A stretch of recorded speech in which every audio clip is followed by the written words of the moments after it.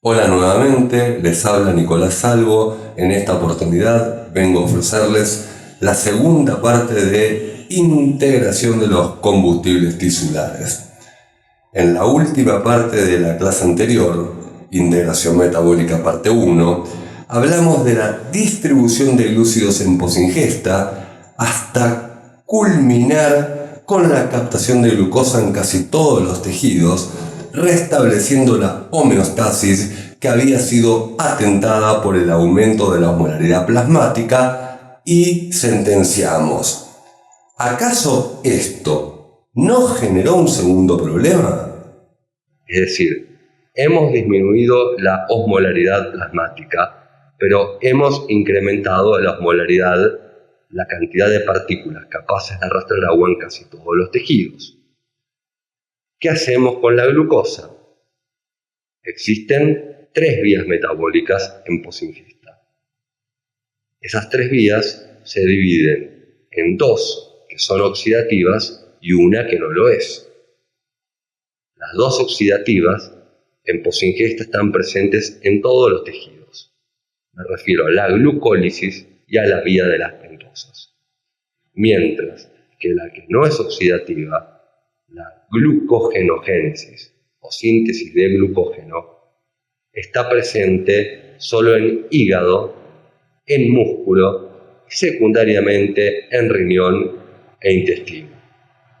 Ahora que hay insulina en posingesta, todos los órganos pueden realizar glucólisis, obtener energía de ella e incluso desviarse metabólicamente para, aprovechando este beneficio energético, fabricar otros compuestos.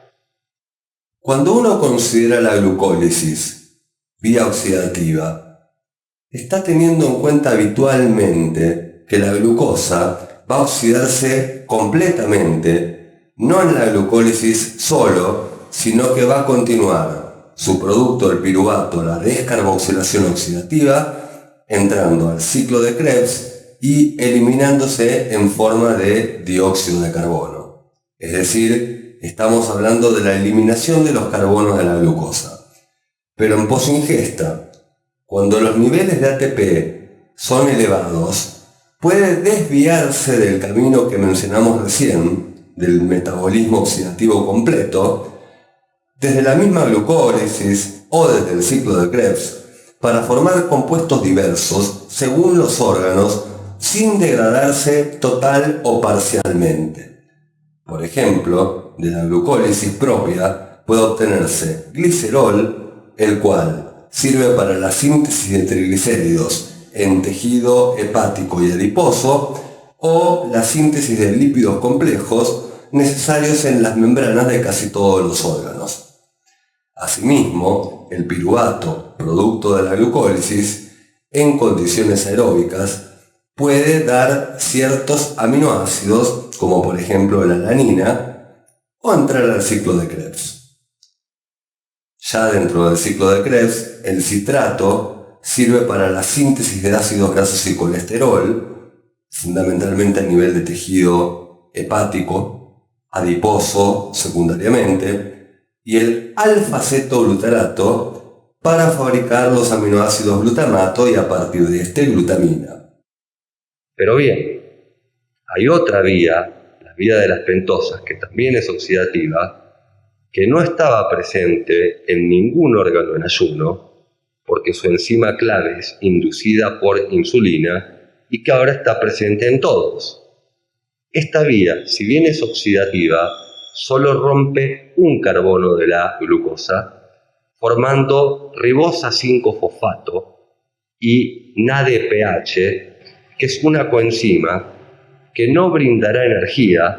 La vía de las pentosas es oxidativa pero no aporta energía, pero este NADPH sirve para la síntesis de muchos compuestos, sirve para proteger membranas, sirve para eliminar compuestos tóxicos, radicales libres, en fin, tiene montones de funciones que varían según el tejido, el órgano que consideremos. Participa en la síntesis de ácidos grasos, de colesterol, de esteroides, así como en la degradación del hemo para formar bilirrubina, también forma glutatión, pero aunque en su estructura el NADPH sea similar a otra coenzima, el NADH, que participa en la cadena de electrones, el NADPH no rinde energía potencial, sino que actúa como un potente agente reductor, reduciendo, por ejemplo, el hierro de la hemoglobina para que retorne al estado ferroso 2+, el que es capaz de captar oxígeno. Por otro lado, la ribosa 5-fosfato se utiliza para la síntesis de nucleótidos, que forman parte, en principio, del ADN, fundamental para la replicación y por lo tanto la proliferación celular, del ARN para la expresión genética, la síntesis proteica, pero además, y no menos importante, no olvidemos que el ATP y ADP, que se convierten uno en el otro por pérdida de un fosfato o fosforilación, ejemplo máximo la fosforilación oxidativa, necesitan originarse en nucleótidos de adenina, adenosina. Y por último, muchas coenzimas, la coenzima A, el FAD-FADH, el NAD-NADH y hasta el NADP-NADPH, tienen adenosina en su estructura. La vía de las pentosas es más importante de lo que popularmente se cree. Estas dos vías oxidativas están en posingesta presentes en todos los órganos. Pero la tercera vía que nos queda, no oxidativa, la síntesis de glucógeno o glucógenogénesis, está presente en hígado, músculo, como órganos fundamentales, secundariamente riñón e intestino. El objetivo de la misma es polimerizar glucosas de manera de que la glucosa quede compactada en una molécula que sea capaz de arrastrar agua, sí, pero mucho menos que las miles de partículas que podemos encontrar sueltas. Entonces, gracias a la insulina hemos quitado el exceso de glucosa del plasma y además hemos destruido o desviado hacia otros caminos el exceso dentro de las células, solucionando el atentado a la homeostasis y además obteniendo un rédito energético y formando productos. ¿Qué ocurriría si estuviéramos ahora 4 horas o más tiempo sin volver a alimentarnos?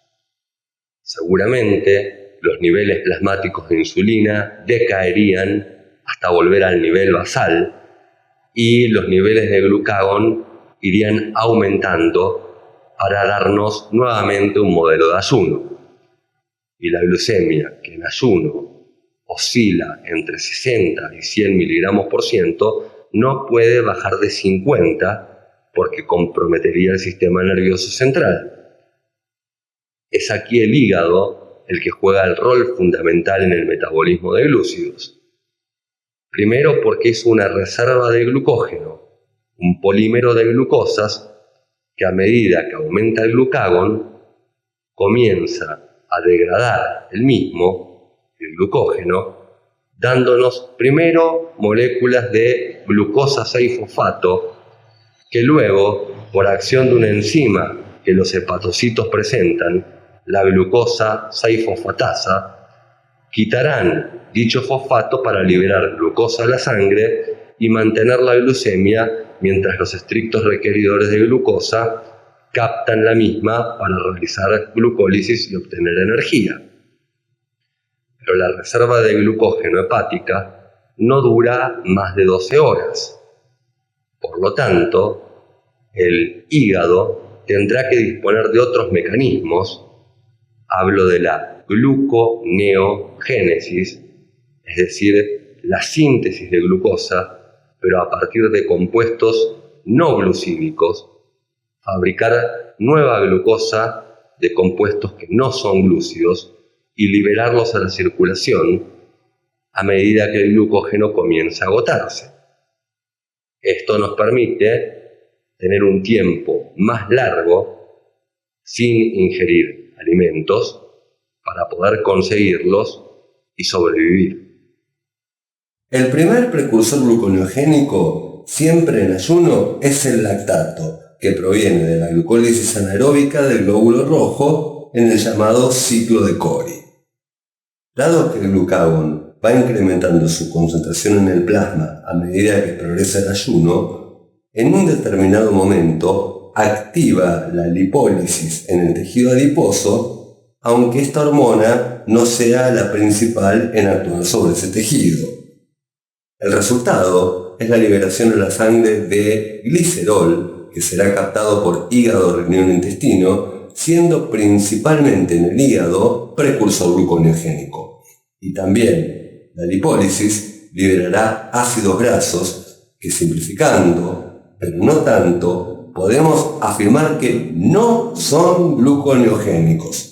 Lo veremos en otra clase con más detalle. También comienzan a disminuir las concentraciones de compuestos del ciclo de Krebs en el hepatocito, principalmente las de oxalacetato y, en segundo lugar, malato, precursores de la gluconeogénesis. Al pasar más tiempo, el sistema nervioso central, por la hipoglucemia, comienza a sufrir el estrés, lo que incrementa la secreción de adrenalina y noradrenalina y lleva a una mayor degradación de triacilglicéridos, lipólisis. De prolongarse el ayuno en el tiempo, comenzamos a destruir proteínas, es decir, se desencadena la proteólisis y es a partir de este momento cuando hablamos de un ayuno prolongado.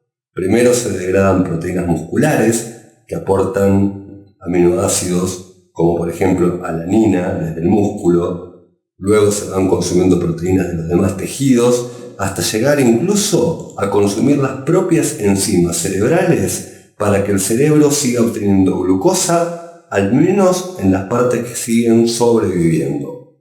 En el momento en que la proteólisis se hace marcada, podemos hablar de un estado de inanición.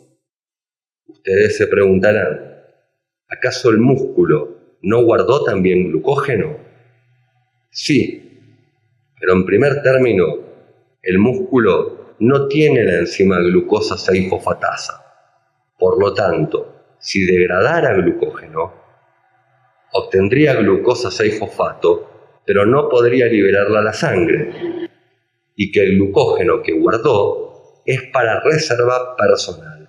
Entonces, la adrenalina que se libera más en situación de estrés que en ayuno permite al músculo degradar glucógeno para que la glucosa obtenida en condiciones de ejercicio extremo le sirvan para movilizarse y de esta manera conseguir alimento o sobrevivir.